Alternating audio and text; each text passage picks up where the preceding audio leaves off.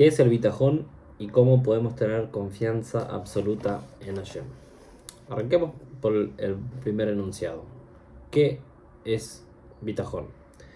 Vamos a tratar algunas de las acepciones sobre el concepto de bitajón que básicamente se trae dentro de la filosofía hasídica. Bitajón significa la confianza absoluta en Hashem. Es mucho más que fe, no hay que confundir bitajón con fe. Creer que Dios es capaz de ayudarnos, ¿ok? Es tener la certeza, la garantía de que Él nos va a ayudar en cualquier situación en que nos encontremos, por más que no nos sea posible ver cómo llegará aquella asistencia.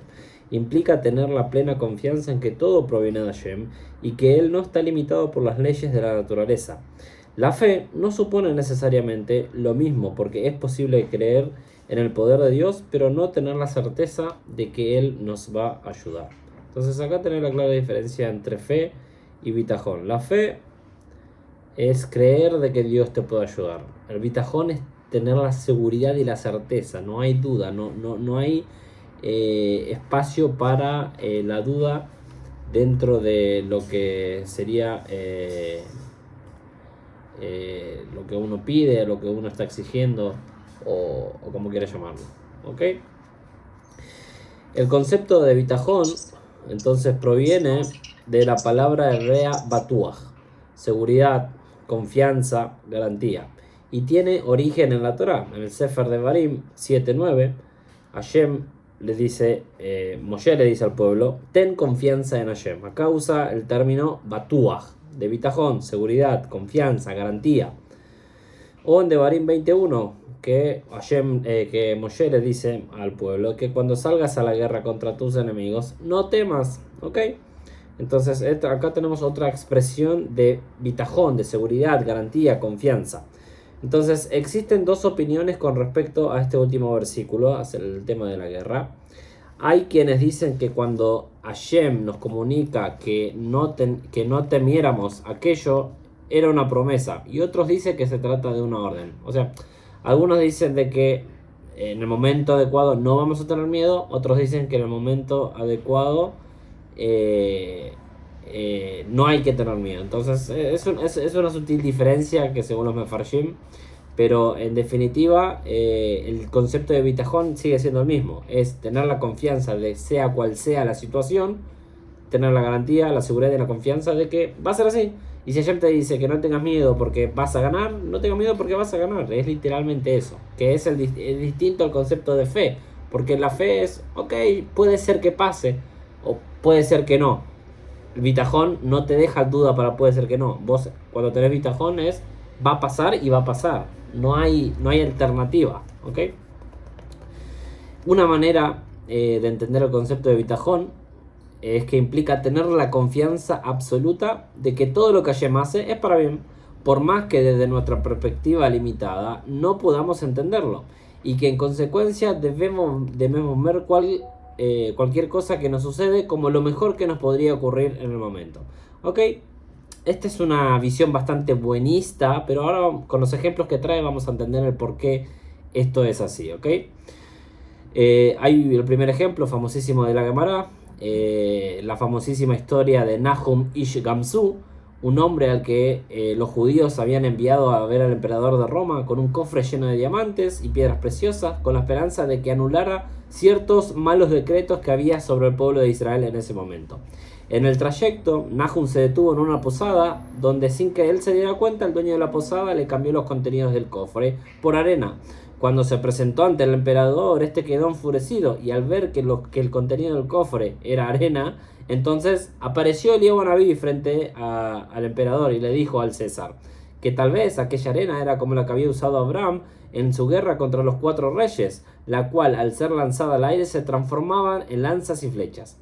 El emperador entonces hizo la prueba, lanzó arena al aire y felizmente funcionó, tras lo cual recompensó a Nahum generosamente y anuló los decretos negativos contra el pueblo de Israel. En todo momento, pasara lo que pasara, Nahum jamás dejó de repetir la frase Gam Zuletova, tan citada hoy en día en los influencers modernos, vamos a decir, del judaísmo, que literalmente significa también esto es para bien. todo, diciendo de que cualquier situación que nos saca en la vida es para bien, sea lo que sea, pase lo que pase. Está tomado de esta historia de la Gemara. Porque tal vez si Nahum hubiese presentado los contenidos originales del cofre al emperador, no habría anulado aquellos decretos. Porque ¿para qué necesita un emperador, un rey, más joyas o más cosas preciosas de las que ya tiene? Pero gracias a que todos los sucesos que aparentemente hasta ese momento parecían ser negativos, acá hicieron finalmente para un objetivo y se logró lo deseado. Otro relato muy similar encontramos también en la Gemara, es lo que le pasa a Rabbi Akiva, que cuando se estaba dirigiendo a otra ciudad tuvo que parar en un pueblito donde pidió posada, pero se la negaron. Entonces por ende tuvo que ir a acampar en el bosque, por lo que tuvo que dormir en las afueras del lugar, donde le sucedieron un montón de infortunios. A su burro se lo comió un león, a otro animal se encargó de su gallo y el viento le apagó la luz con la que él pretendía estudiar hasta tarde. Entonces Rabbi Akiva también siempre declaraba: todo lo que hace Hashem es para bien. Efectivamente, esa misma noche vinieron un par de forajidos, se robaron y saquearon absolutamente todo el pueblo y no encontraron a Rabbi Akiva. ¿Gracias a qué? A los infortunios, malos momentos, vamos a decir, que hasta ese momento le habían pasado. Lo del asno, lo del gallo y lo de la vela. Entonces, esta es la postura que trae la Gemara, de creer que todo lo que Hashem hace es para bien, por más que en el momento en que suceda no lo podamos entender. Dice el Talmud que así como bendecimos a Dios por lo bueno, también tenemos que bendecirlo por lo malo. Y en última instancia tenemos que aceptar lo que nos ocurre con alegría. ¿Por qué? Porque sabemos que todo lo que sucede es para bien. Gamsule toma. No obstante, desde otra perspectiva, la fe y el bitajón son dos conceptos contradictorios, podríamos decir. Cuando contemplamos el pasado y el presente, tenemos que tener en cuenta que todo lo que nos sucedió fue lo mejor que pudo haber ocurrido, por más que nos haya ocasionado sufrimiento. Pero al mismo tiempo tenemos que orar para que Hashem nos envíe un bien evidente y revelado, y tener plena certeza de que esto es lo que sucederá. O sea, es un poco contradictorio, porque si tenés bitajón, ¿para qué vas a rezar y pedirle a Hashem? Segundito que... Ahí está. Entonces, esto sería un poco contradictorio. Si yo tengo bitajón, ¿para qué le voy a rezar a Hashem? Si total yo sé que esto va a suceder. Entonces es como una paradoja. Pero el hecho de no poder entenderlo racionalmente es irrelevante, porque lo que es contradictorio para nuestras mentes limitadas no lo es necesariamente para Dios, para quien no existen limitaciones. Una de las formas en las que la filosofía jasídica justamente entiende el bitajón es, por ejemplo, que si estamos enfermos, podemos tener fe en que en última instancia esto podría ser algo bueno porque lo causó Hashem, y al mismo tiempo tenemos que tener confianza absoluta en que Dios nos va a curar, y por eso rezamos y por eso pedimos refuah shlema y hacemos ciertas otras cosas, pero no por eso dejamos de ir al doctor, no por eso dejamos de atendernos, de curarnos, por más que tengamos ese bitajón. ¿Me explico? El bitajón no es el salirse de la realidad y dejar de hacer cosas porque tengo bitajón. No, es tener la certeza: Dios me va a curar, perfecto, pero yo tengo también ciertos mecanismos en la cual yo tengo que utilizar y tengo que hacer, porque hay que tener en cuenta algo, que Dios busca de que el mundo transcurra de la manera más natural posible, ¿ok? Entonces existe el bien oculto y el bien revelado, y si bien en retrospectiva tenemos que ver todo como bueno, también tenemos que rezar justamente para que se presente ese bien revelado, ¿ok? Entonces, bitajón es entregarse completamente en las manos de Hashem, literalmente. Es tener la seguridad absoluta de que si así lo hacemos, su voluntad es de que Gamsule toma, todo va a ser para bien. Ahora, la fe no implica necesariamente una entrega absoluta, pues, ¿por qué es posible? Por ejemplo, el ejemplo de un ladrón. Un ladrón cree en Dios y le pide éxito en su misión sin enmendar su conducta. En cambio, el que tiene bitajón es al revés. El que tiene bitajón sabe de que lo que le está pidiendo Dios va a pasar y redirige su conducta y hace un trabajo por sobre su conducta. Esa es la diferencia entre fe y bitajón, ¿ok? El bitajón es mucho más fuerte. El bitajón hace de que yo incluso en la certeza de que así va a ser y de que así va a pasar, hay una labor que se me exige a mí para que ese bien revelado justamente pase. ¿Ok? Ahora, ¿por qué es bueno que tengamos bitajón? ¿Para qué? ¿Cómo es posible tener la certeza que Hashem nos va a ayudar sí o sí? En la misma Torah está escrita que Dios le prometió tanto a Jacob como a Moshe que los protegerá, y ellos tuvieron mucho miedo cuando Jacob se presentó antes de presentarse frente a Esaú, que iba a ir en su encuentro. Le pidió ayuda a Hashem, pero tuvo miedo porque no tenía la certeza de lo que iba a pasar. Y en el caso de Moshe, en la guerra contra Og, que se produjo al final de los 40 años de la travesía del desierto, Hashem le dijo que no tuviese miedo, y esto se entiende como una afirmación de que Moshe tenía miedo, si no, no hubiese puesto esto en la Torah de que no tengas miedo.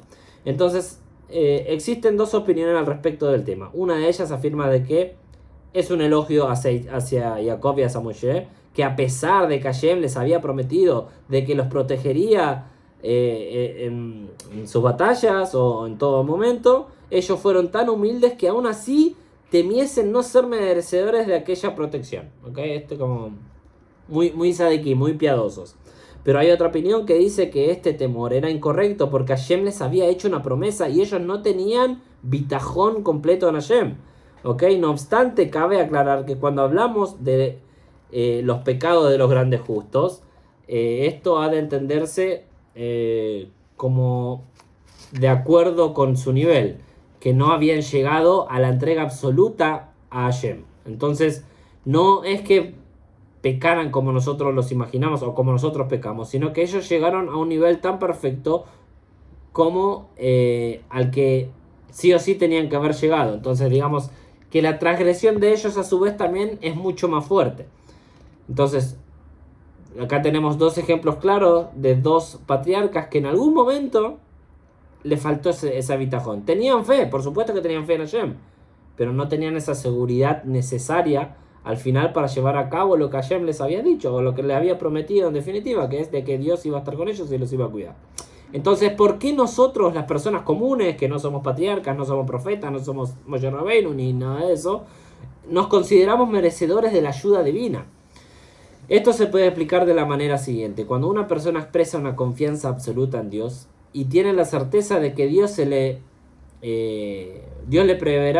va a proveer un bien abierto y revelado, lo que dijimos, el hacer y el pedir, él va a responder medida por medida. El mismo bitajón sirve como medio para hacer descender la influencia positiva desde el cielo. ¿Ok? Si yo pido algo, yo tengo que tener la seguridad y la confianza de que eso va a ser respondido y va a ser así y va a pasar así, porque no tengo fe, tengo bitajón, que es diferente. Y el mismo bitajón que yo tengo, eso me va a hacer de que yo trabaje para que eso pase. Es como un círculo cerrado. El bitajón hace que yo trabaje para que eso pase, y estoy seguro de que porque estoy trabajando para que eso pase, eso va a pasar. ¿Me entendés? Es como un círculo cerrado, un circuito cerrado. Si se tiene el bitajón adecuado y si existe una entrega plena a Hashem de parte de la persona, entonces esto en sí mismo es una garantía de que la ayuda de Hashem va a llegar. Ahora, ¿cómo podemos traducir esto al plano natural, vamos a decir? ¿Ok? Todo muy lindo, todo muy místico. Pero no, voy a hacer un Jaime.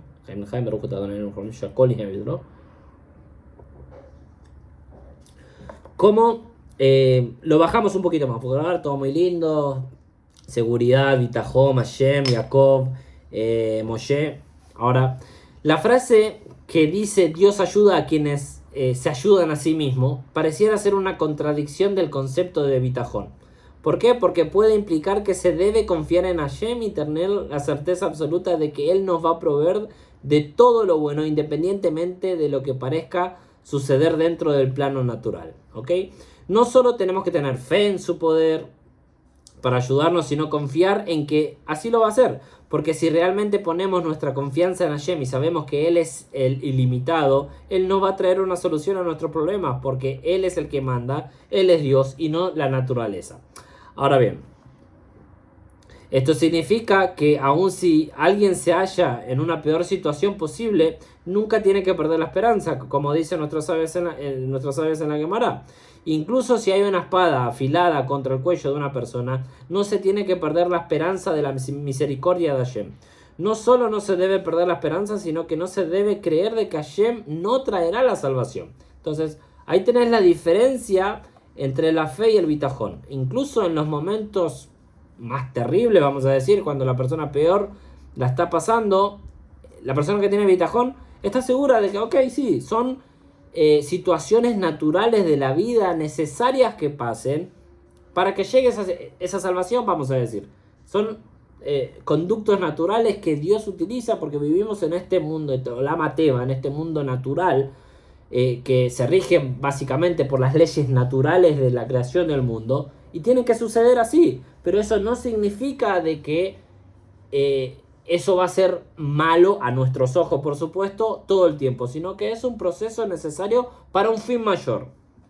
Entonces, no obstante, parece surgir una interrogante. Si todo está en manos de Hashem y Él está más allá de la naturaleza, o sea, está sobre eso, ¿no tendríamos que poner todas nuestras esperanzas entonces en su ayuda y nosotros no hacer nada en el plano natural? Si total Hashem está por encima, y si yo tengo bitajón en Hashem, tengo confianza en Hashem, ya está, confío en Hashem, y que pase lo que tenga que pasar, y espero sentado en mi casa y listo. Si total tengo bitajón en Hashem, tiene que pasar, ¿mejor? Efectivamente, la respuesta es que nada va a suceder sin la voluntad de Hashem. Y no se puede pensar que es mi propio poder el que me trae o me va a traer éxito. Entonces, si Hashem nos diera o no, nos da lo que necesitamos en todo momento, ¿qué diferencia hay si nosotros hacemos algo o no? O sea, ¿en qué va a afectar de que nosotros hacemos algo o no? Si lo que planteamos antes. Quizás se pueda pensar que no es necesario hacer nada dentro del plano natural. Pero la respuesta que nos trae la propia Halajá, nos trae la propia Torá, es que no.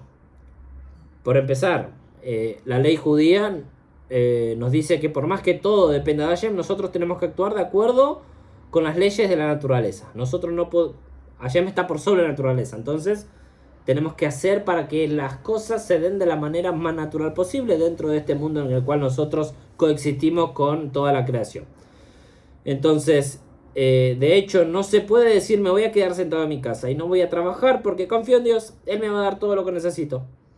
Hay un versículo en la Torah de Barín 15:18 que dice expresamente: Hashem te va a bendecir en todo lo que vos hagas, no en todo lo que vos esperes, no en todo lo que vos pidas.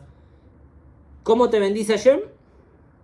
Si vos haces, lemasé, cuando estás en acción, ahí te bendice Hashem. Ahora, si estás ahí en stand-by, sin accionar, esperando, no, yo creo en Dios, el Dios de Israel, y el Dios de Israel me va a bendecir porque yo creo en Él, no funciona eso. El judaísmo no enseña eso, la Torah no enseña eso. La Torah te dice, ¿querés bendición? Tenés que dar acción. Lo que dijimos del circuito cerrado. Vos querés, tenés bitajón en Hashem, perfecto, trabajá en base a eso.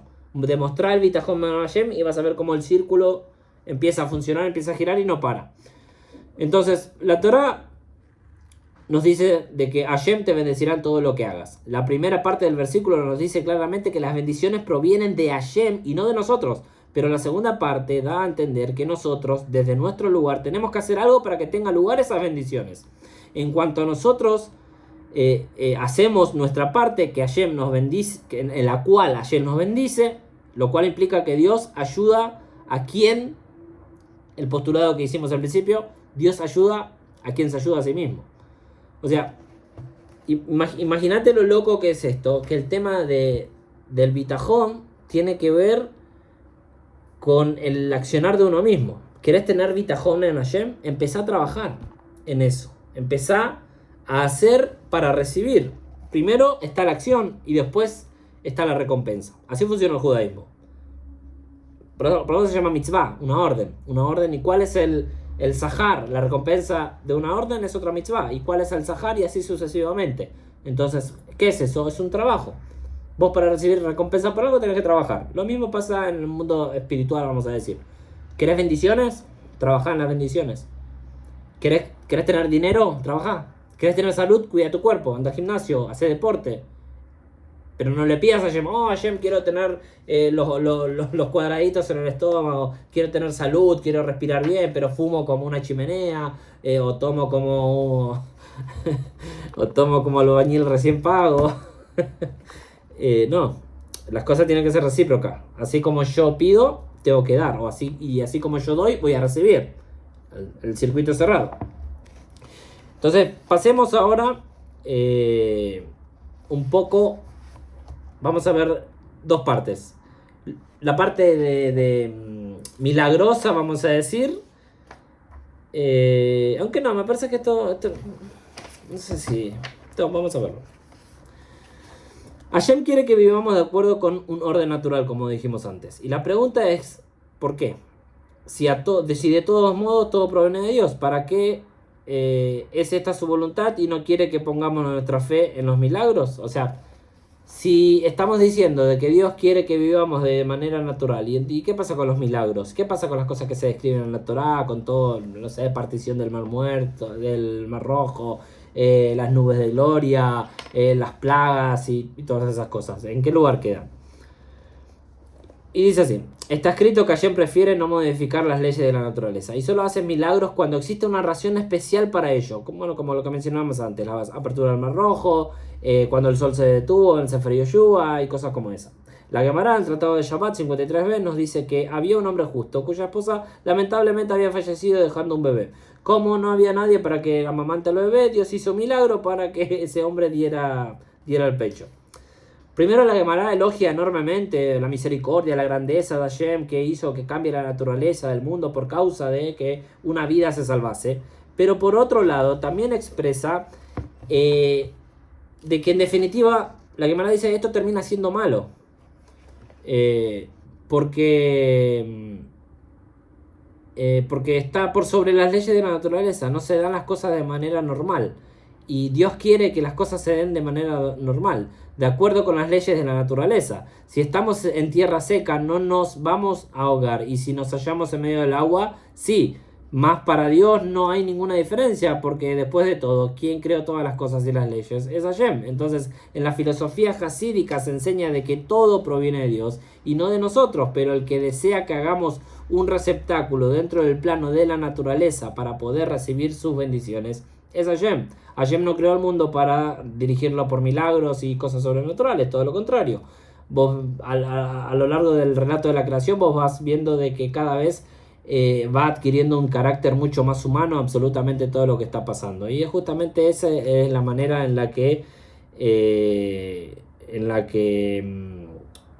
se quiere dirigir el mundo. Y esta historia de la Gemara termina en la conclusión de que en sí ese no es el deseo de Hashem, ese en definitiva no termina siendo algo bueno. Sí, también se salvó la vida, el bebé, todo, pero obviamente es una historia, es un sipur, es una gadad, una enseñanza para decir de que la verdad que lo mejor es que todo sea natural, lo mejor es que no pasen estas cosas, porque en definitiva termina siendo contrapositivo. Y como ejemplo vamos a ver el man y el Shabbat, que tienen que ver y cómo esto nos ayuda a ser un ejemplo de tener bitajón completa en Hashem. Uno de los ejemplos más palpables del concepto de bitajón, obviamente, que es el man que recibieron los israelitas en el desierto. El man no era algo natural, basta solo con imaginar que si recibiéramos hoy pan del cielo, qué loco sería, ¿no? Imagínate lo que era en esa época, entonces, que el man cayese del cielo. Cuando los judíos, los israelitas comían del man, pronunciaban una bendición en la que le agradecían a Dios por haber recibido el pan del cielo, en lugar de la bendición que nosotros en la actualidad hacemos, que es el geminaretz, que es el pan que sale de la tierra, ¿ok? El man era algo que provenía directamente de Hashem, y los judíos recibían independientemente de su propio esfuerzo. No obstante, aún así implicaba cierto trabajo. ¿Por qué? Caía del cielo, no tenían que hacer nada, caía del cielo gratis, no sé cómo explicarte, pero aún así Hashem dejó un pequeño trabajo. ¿Cómo te ganas el man? ¿Cómo te ganabas el man? Tenías que ir a recogerlo, tenías que ir a cosecharlo, a juntarlo, como sea. Si vos no hacías ese pequeño trabajo, no comías, no vivías. Entonces, incluso si el man, que vamos a decir, es por excelencia, si se quiere, el ejemplo de bitajón en Hashem, porque los israelitas en el desierto sabían que no tenían para comer, no tenían nada, tal vez no tenían vacas, cabras, todo para comer, pero sabían de que el lunes a la mañana el man iba a estar ahí, el martes a la mañana el man iba a estar ahí, el miércoles ya llegó un momento en que ya, ¿entendés? Era natural el man. Como hoy decimos, en la mañana que hay rocío. Ya sabes que en la mañana hay rocío, no sabes cómo, vos sabés que mañana, a la madrugada va a haber rocío. Es algo natural de la naturaleza. Bueno, para ellos el man era natural, la naturaleza era que cayera man del cielo. Y justamente el man caía junto con el rocío y no con la lluvia. ¿Por qué? Porque la diferencia entre la lluvia y el rocío es que el rocío está siempre presente y la lluvia únicamente llega, bueno, para el ejemplo bíblico, la bendición viene ejemplificado con la lluvia. Entonces, si había lluvia, era porque éramos merecedores. Si no había lluvia, era porque era un castigo divino, vamos a decir. Eso en toda la región mesopotámica, incluido también nosotros, los judíos, en nuestras primeras creencias de los primeros judíos. Y entonces ahí tenés la diferencia. El man caía como el rocío. Uno podría decir, pero ¿por qué no con la lluvia si el man era una bendición? Pero la bendición tenés que ganártela. Para el man no había que hacer más que recogerlo. Entonces, por otra parte, el rocío viene de arriba y la lluvia viene de abajo. La lluvia tiene todo un proceso de evaporación, se van las nubes, se condensa y es todo un ciclo, ¿ok? En cambio, el rocío no pasa por ese proceso. El rocío cae directamente de arriba hacia abajo y la lluvia, en realidad, el proceso de la lluvia empieza de abajo hacia arriba, ¿ok? Entonces la lluvia representa algo que tenemos que hacer acá abajo, en tanto que el rocío representa algo que viene exclusivamente de Hashem. Por consiguiente, debido al que el man era algo que provenía de Dios sin ninguna participación humana en absoluto, llegaba con el rocío y no con la lluvia, que en este sentido era similar. No obstante, hay un versículo que dice en Shemot 15:4 que cuando Hashem dijo que daría al man, lo haría llover del cielo. Y se empleó este concepto de lluvia, lo cual da a entender algo para que tengamos que trabajar porque se originaba desde abajo. ¿Por qué? Porque si bien el man provenía del cielo y su origen estaba completamente más allá de la naturaleza y era bitajón absoluto, exigía cierto tipo de trabajo que hablamos al principio, que era el de recolectarlo. Y ese era el deseo de Hashem. ¿Ok? Hashem deseaba de que, ok, ¿querés ganarte el man? Recolectalo y cómetelo y dale el sabor que vos quieras y se van a llenar y va a ser rico y esto, excelente. Entonces, en ocasiones parece haber un conflicto entre seguir las leyes de la naturaleza o seguir las leyes de la Torah. No obstante, cuando se entiende que todo proviene de Hashem, este conflicto se anula automáticamente. Una de las oportunidades que tenemos para trabajar en todo esto es justamente el Shabbat. En Shabbat es un día en el que esta combinación por parte es compartida, tanto el man como el Shabbat. ¿Por qué? Porque por una parte es un día en que no se trabaja, en el cual tenemos que sentir que todo proviene de Hashem, y al mismo tiempo es un día en el cual tenemos que disfrutar como consecuencia de nuestro trabajo previo. Nosotros, para llegar al Shabbat, tuvimos que habernos lo ganado en la semana.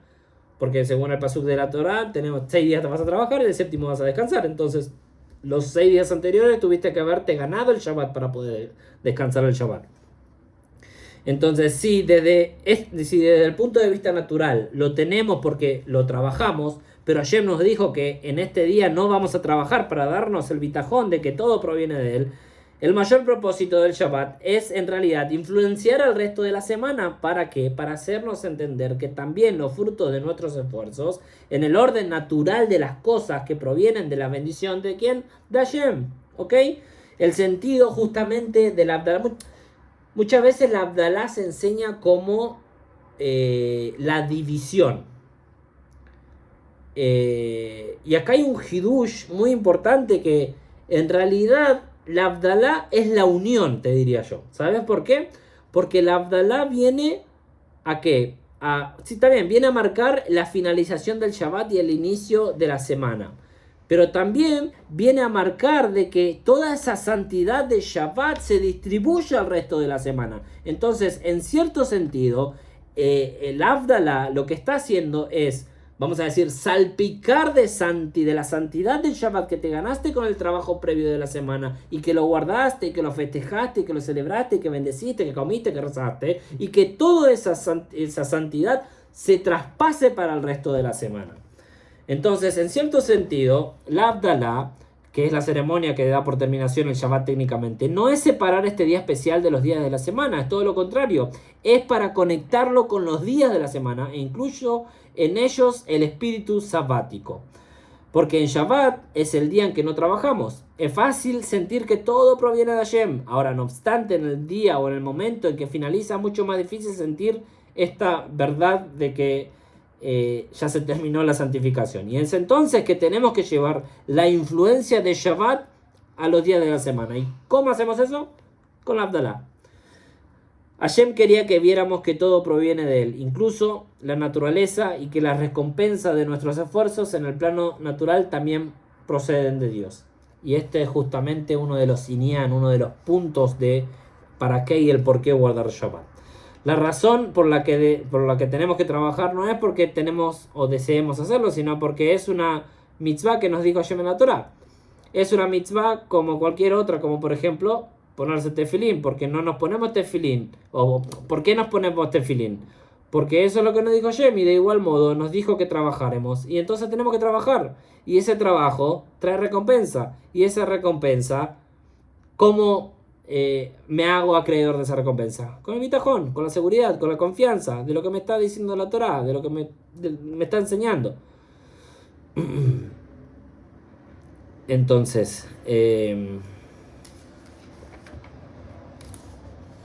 ¿cómo podemos traer ese bitajón, con ejemplos más claros, a nuestra vida cotidiana? Si Hashem nos dijera que no trabajásemos y que no siguiésemos las leyes de la naturaleza y nos proveyera de todas nuestras necesidades de manera sobrenatural, seguro que veríamos su poder de una forma totalmente manifiesta y nadie dudaría de Dios y no habrían ateos y todas esas cosas que hay hoy. Pero sin embargo, aquello no mostraría que incluso la naturaleza está en sus manos. Lo que Hashem desea es que reconozcamos no de que Él está más allá de la naturaleza, sino que incluso la naturaleza no es una contradicción a su existencia. Incluso las leyes de este mundo inferior están dirigidas hacia Él, o por Él, mejor dicho, por Él. Es por eso que se dice, ¿dónde se puede ver más el poder de Hashem? ¿En un milagro revelado como la apertura del Mar Rojo, o en un milagro oculto como se produjo siguiendo las leyes de la naturaleza, como por ejemplo en la historia de Purim? Si se analiza la historia de Purim con detenimiento, se puede contemplar que no se produjo ningún milagro palpable, vamos a decir, sino que desde el mismísimo comienzo hubo una serie de eventos de orden natural que finalmente hicieron que tuviera lugar la salvación de los judíos. Pero si nosotros analizamos la historia de Purim, naturalmente pasan todos estos elementos que hay acá. Mordejai y Esther sabían de que de alguna manera se tenían que salvar, pero para que llegue esa salvación, ellos sabían que tenían que trabajar.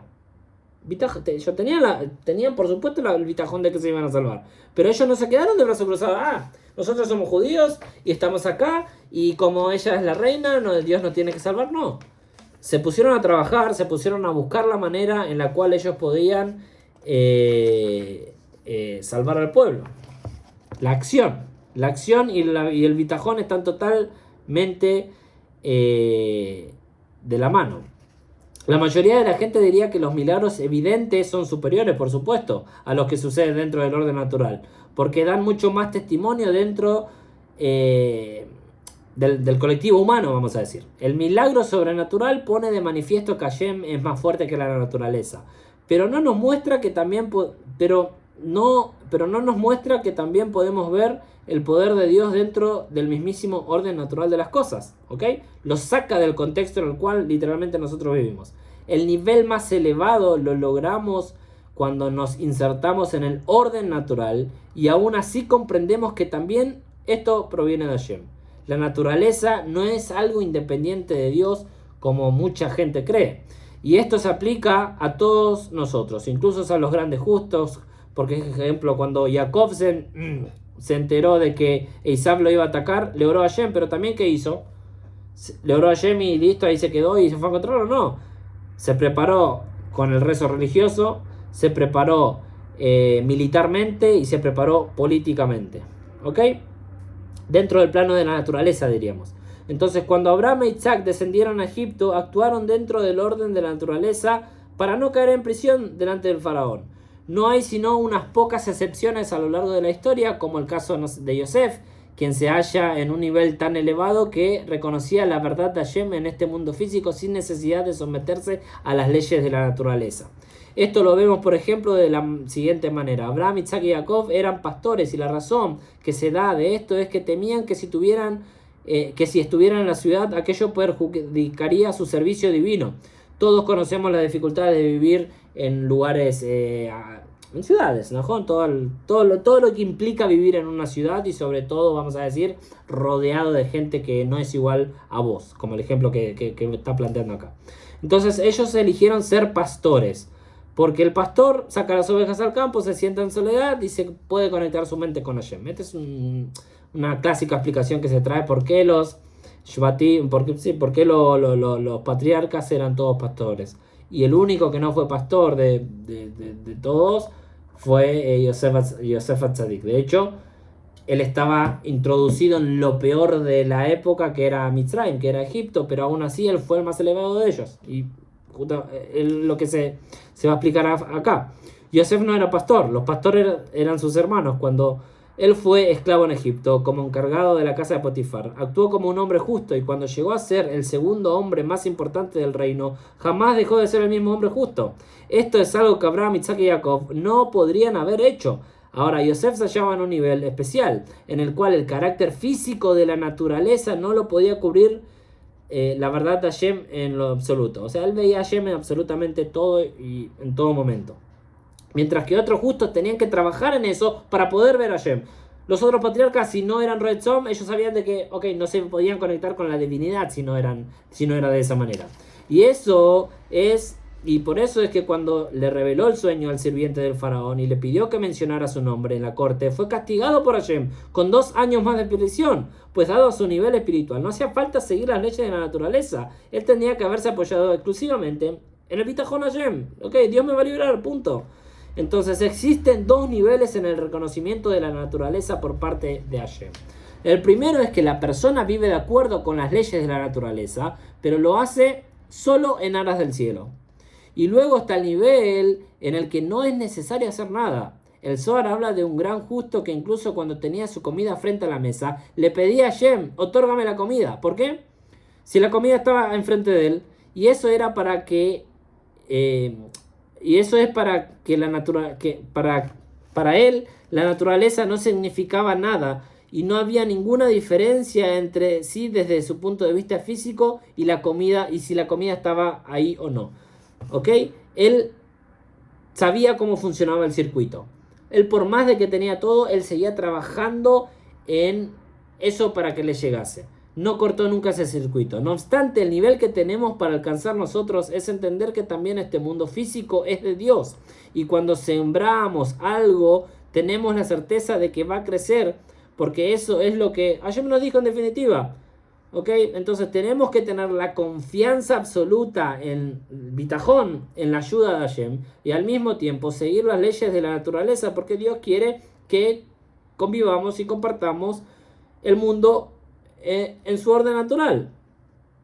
Y también ella proviene de Dios, o sea, la naturaleza es Dios, es su creación. Y este es el propósito del mundo. Y es algo que nunca tenemos que olvidar. Y si llegamos a entender esto, y si llegamos a tener plena fe, confianza y bitajón en que esto es así, las cosas como encontrar a Dios en cualquier parte va a ser mucho más fácil. ¿Cómo? Teniendo bitajón. ¿Cómo tengo bitajón? Trabajando justamente para tener bitajón. Si yo pido algo, si yo rezo por algo, Dios me lo va a dar. Pero yo, ¿qué hago para recibir eso? No tengo que cortar nunca jamás el circuito natural del orden establecido de las cosas naturales que Hashem estableció. ¿Por qué? Porque en definitiva, así como nos muestra el ejemplo del man, así como tenemos el ejemplo del Shabbat, eso es lo que Dios quiere. Que por más de que haya milagros, haya santidad excesiva, todo tiene que estar conectado una cosa con la otra. Y ese circuito jamás se tiene que cortar. Muchísimas gracias.